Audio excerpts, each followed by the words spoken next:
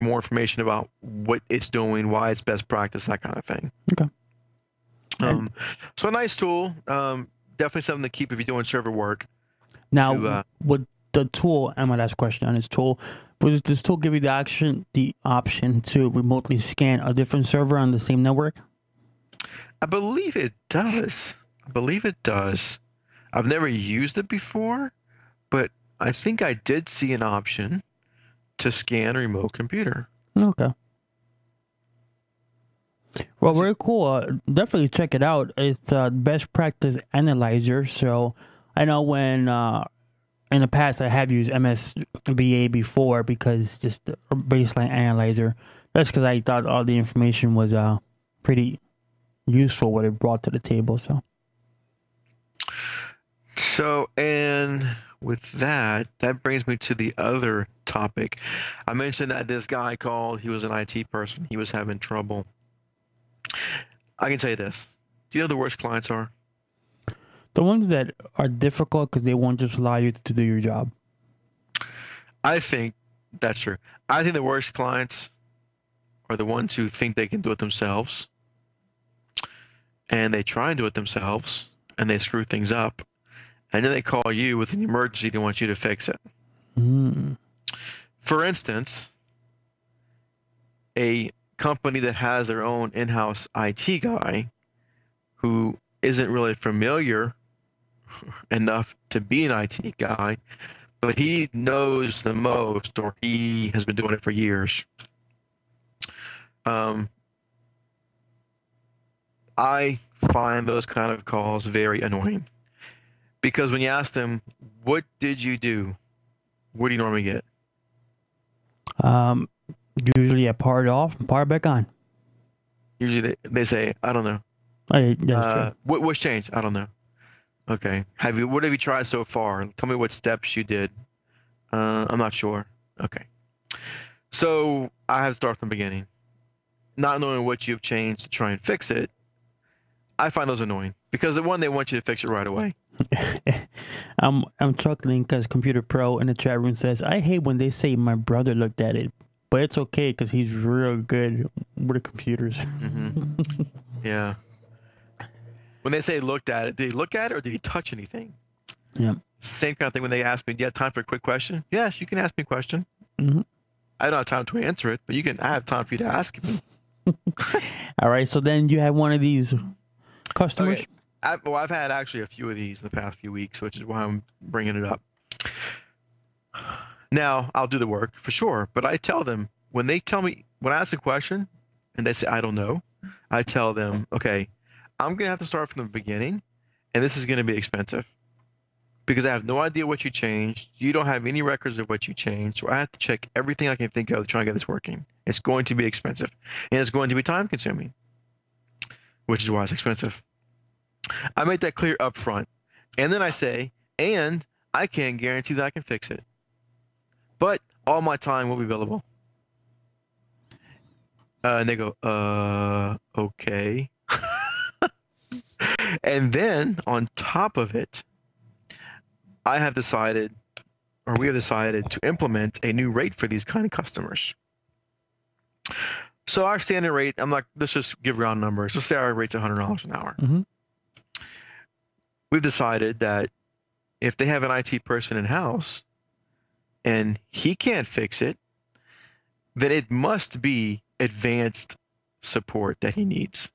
Right? So it's almost a Manning Tebow rate. Because obviously, if he's their IT guy and he can't fix it, it needs to be escalated. It needs to be advanced. So now we have a rate for advanced support, which is time and a half, basically. So this rate, since it's advanced support, they get billed for all of it, and it's less aggravating to me because I know I'm billing them more. Okay. So that's how we deal with them. I mean, I'm not saying that's what everyone needs to deal with them, but that's what you're doing. That's what I do because I've found it so frustrating when they have IT guys and they screw things up and they can't answer questions. I mean, if you ask me what I did to a server, I can tell you what I did. Sure. I have notes for everything I've done. What did you do? I did this, this, this, this. No, I mean, especially when you're calling Cisco or Microsoft. If you're under a maintenance contract, the guy or girl that gets you on the phone and say, okay, what have you done so far? And it's just an expectation that you've done your basic troubleshooting skills. Not don't know. Right. And usually things I've tried are from researching. So I found an article that states, if you have this problem, do this. Mm-hmm. So I might bookmark all those in one folder for this. That way I know the things that I've done. And Sure. if something doesn't work, if it's a registry fix or it's changing a setting, if it doesn't work, I put it back. Yes, and you make one change at a time. Yes. Do not make 3 or 4 at the same time, because you might as well just not do anything. Right. Because then if it does fix it, what fixed it? You don't know. Right. Or you could have Or if you break broken it. something else. You break it, you put it back. I'm like, so what did you do? What? I did this and this and this and this. All separately? No, at the same time. Then Right. what did you do? I rebooted. Oh, okay. I have no idea what just happened now. Even simple things. If it's an article that has a registry fix, change this registry key. Well, that's pretty easy. I'm gonna change the registry key. Okay. Before you do that, back up the registry. Mm-hmm. That does not get done most times. Let me tell you, I would share a neat little story. You know how if my life was an HBO special of all my technical years, this would be part of it. Had a high profile accountant. I think he's dealing with Crystal Reports, and they wanted this patch on there and this registry entry, and I'm like, this doesn't seem. It was way too many steps. I said, okay, that's what they directed you to do, so let's do it. Force of habit. I go inside the registry, I back it up real quick. It takes about 30 seconds. I stored it in a safe place.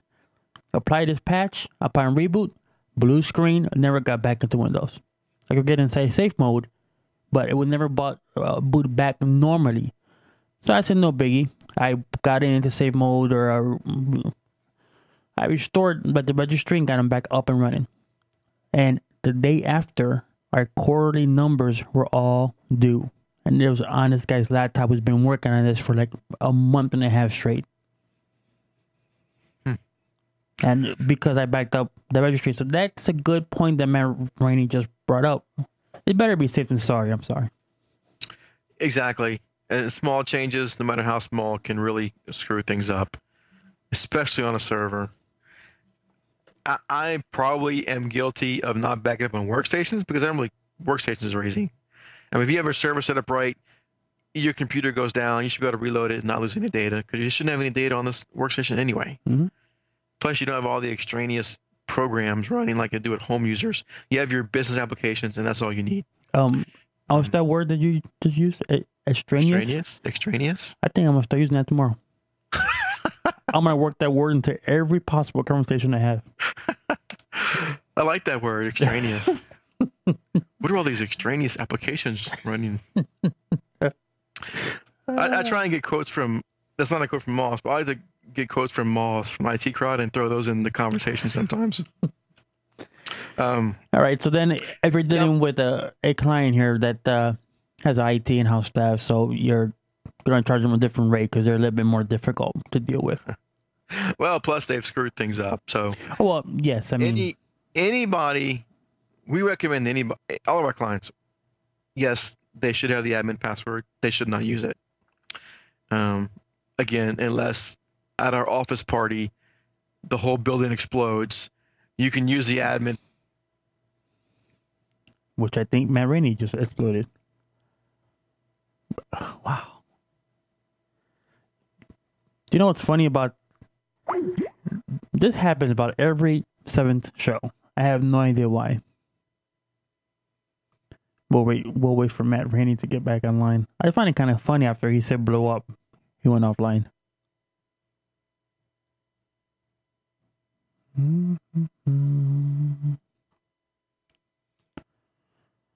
There we go. He's back online. Give him a call.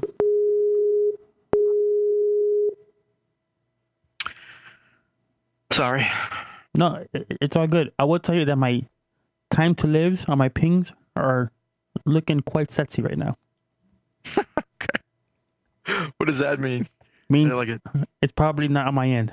No, I had 3 drops. I had 3 drop packets for sure. Okay.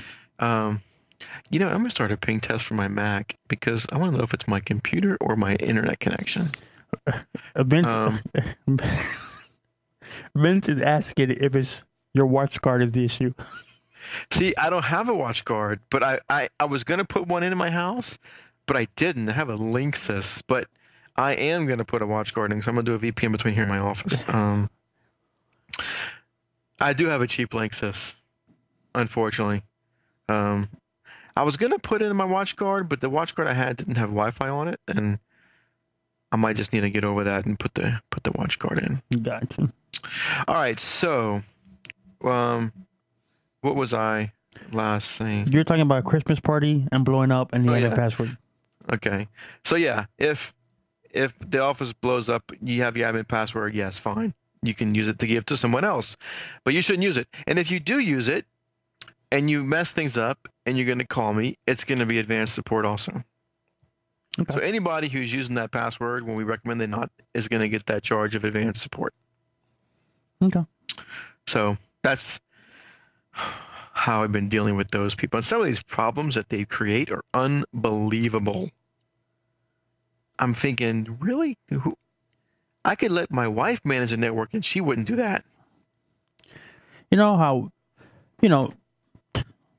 folks who are technical, I would like to think their brain kind of maps it out, right? Okay, if I'm troubleshooting something and there's a cause and effect, if I make this change, I sit there and I think, okay, what else could this thing affect? Then there are cowboys, right? They just on the fly, click happy, apply, config, reboot, let's do it. And those are the people that you're probably dealing with, right? Yes. Some changes I wouldn't even believe. I said, what were we trying to accomplish with this change? Okay, give me one. Wild, off the wall, crazy change. Okay, so a brand new server delivered to a client. Everything's working beautifully. He decides to rename all the computer accounts to different usernames, different email address. And then after he did that, he renamed them again. Something else, different usernames and different passwords. Then for some reason, all the user accounts, all the user folders were deleted. They were all just deleted. I'm not sure what he did there.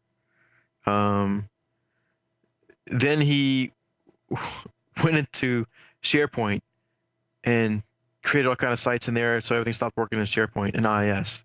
I mean, some of these things there were so many back to back to back that he was doing. Brand new server. It's almost like the human virus, except it has a heartbeat. Another place, again with SharePoint and IIS, the sites were deleted.